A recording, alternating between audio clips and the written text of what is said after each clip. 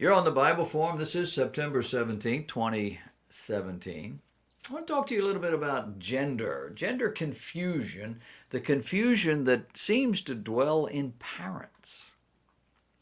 It used to be girls who liked to play boys' games were considered tomboys.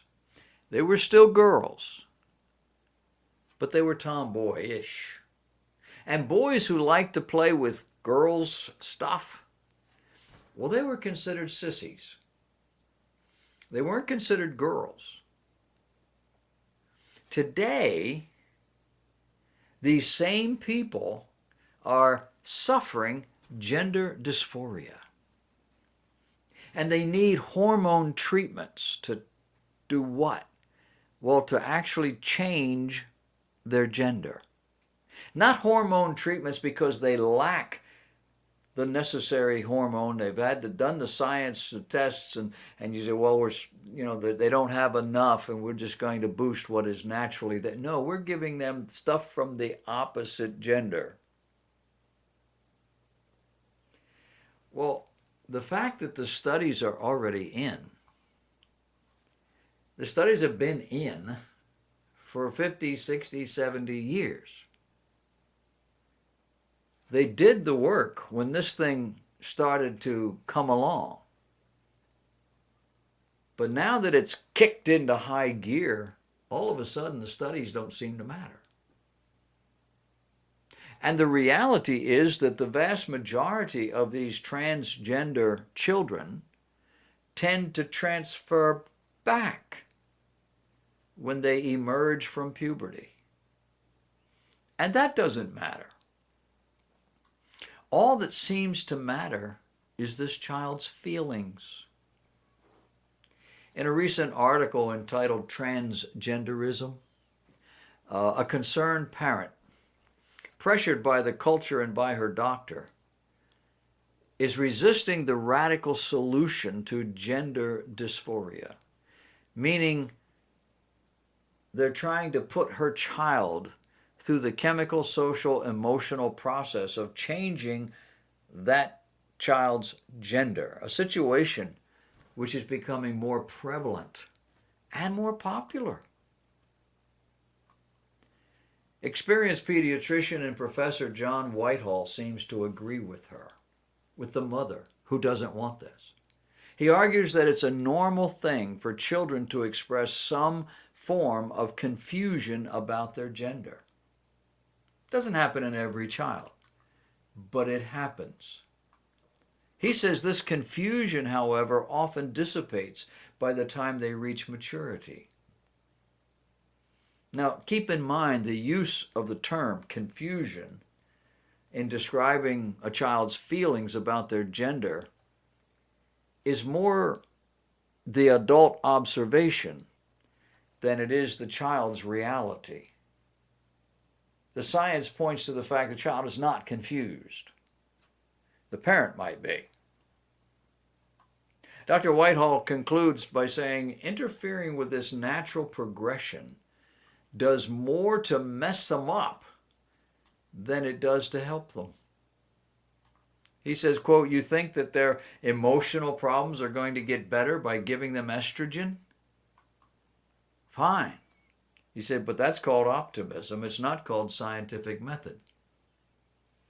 So, Whitehall says, I think the whole thing is experimental in that sense. Now, people today, and I guess maybe all the way down the line, as far back as you want to go, tend not to be interested in discussing the science of this thing or anything like it. He says we all seem to believe that there's no such thing as a boy, no such thing as a girl, that we're all somewhere in between. I can't speak for you. I speak for me. I'm not in between. I've never been in between. But I know people who have been. The good news is that in all the major articles, the results come out the same. These children tend to revert to their natal sex through puberty. So what we should do is have confidence in the statistics, in the chemistry, and not mess the child up along the way. The good news is, statistically, the child is going to grow out of it. But the critics, the activists, and others say no. The real issue is what all this hormonal treatment and social engineering does to the person. And when you look at this group, these are people that don't always appear to be happy. They're juiced up about their sex and about their rebellion. But are they truly at peace, and are they productive in society? Dr. Whitehall is not the only one out there. A pioneer in gender dysphoria treatment, a fellow by the name of Dr. Paul McHugh, distinguished professor of psychiatry at Johns Hopkins University School of Medicine, and psychiatrist in chief at Johns Hopkins Hospital, although I think he's retired now, stopped the procedures they were studying. They were going through tests to see just how all this worked and using people. And they stopped it because he found that patients were no better adjusted or satisfied after receiving such treatment.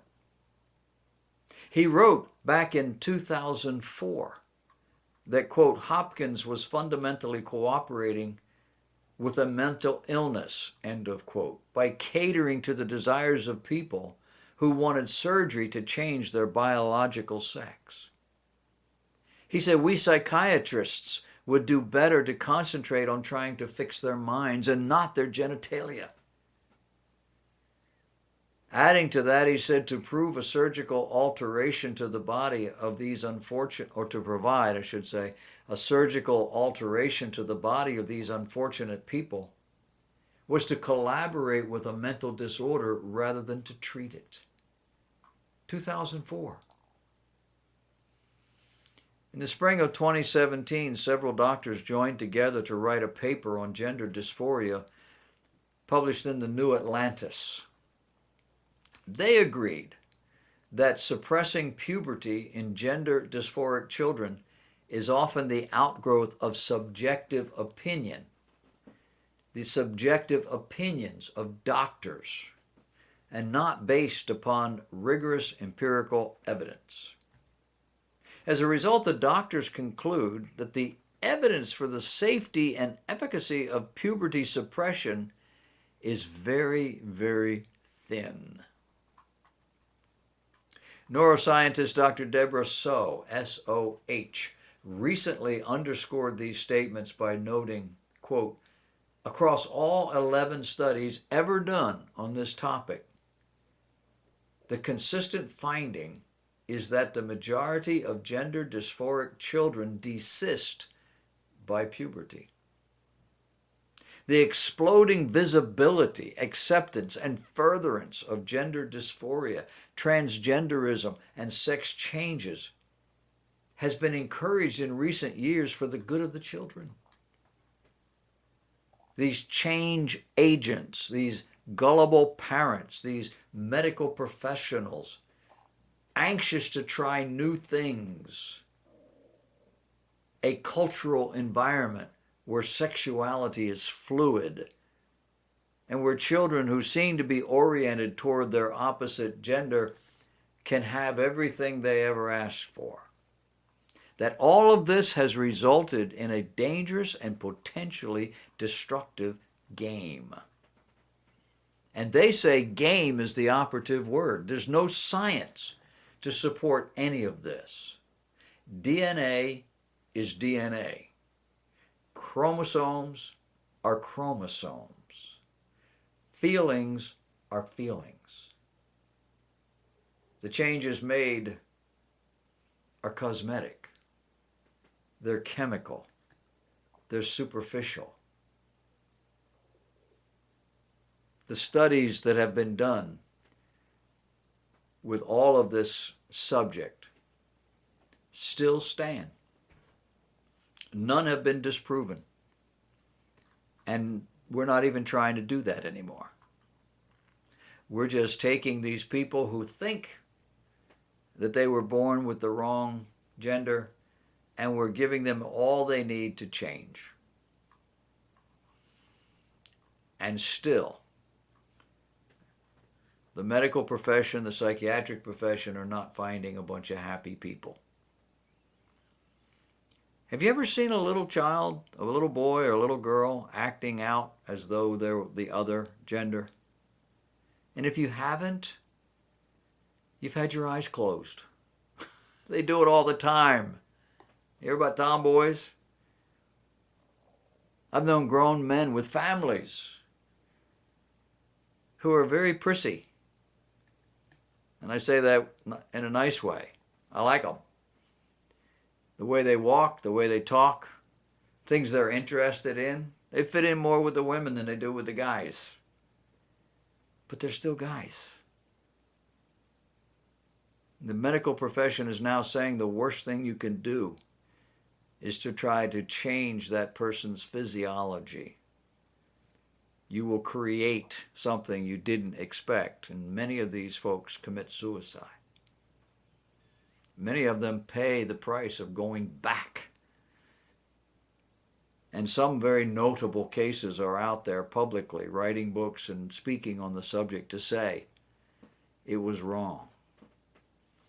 You hear a lot of that? You don't, do you?